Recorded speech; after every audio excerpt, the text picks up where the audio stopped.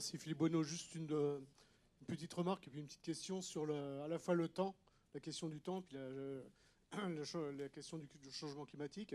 En tant que représentant des pêcheurs français, on constate effectivement qu'après un mieux dans les années 90, la plupart des stocks de poissons grands migrateurs, alors je suis désolé, c'est pas une vision réductrice, c'est parce que l'avantage de regarder les écosystèmes aquatiques par ces espèces, c'est que normalement, ça devra nous obliger à les regarder de manière systémique, de leur globalité.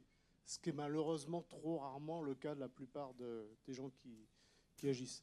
Et effectivement, on constate effectivement une forte régression actuellement depuis une dizaine d'années. La plupart des stocks de poissons migrateurs, à la louche, hein, c'est peut-être réducteur, mais en gros, sont à nouveau en cours d'effondrement.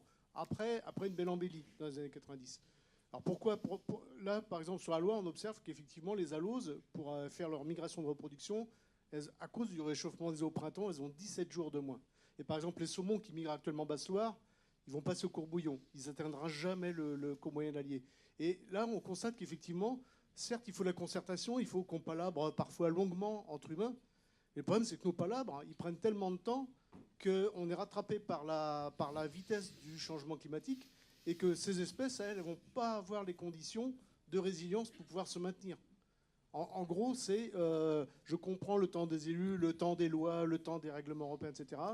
Mais après, il manque quand même une conviction collective pour un peu sauver la vie. L'eau, c'est la vie. Et on constate, nous, pêcheurs pro, que la vie est en train de quitter les eaux, quoi. Relativement rapidement. Donc, question, est-ce que notre temps de la palabre n'est pas trop long par rapport au temps des espèces, qui, elles, nécessitent effectivement qu'on réagisse plus vite sur leurs habitats pour leur permettre d'avoir la résilience pour s'adapter, supporter le changement climatique sans augmenter les risques d'extinction trop fortement. Merci.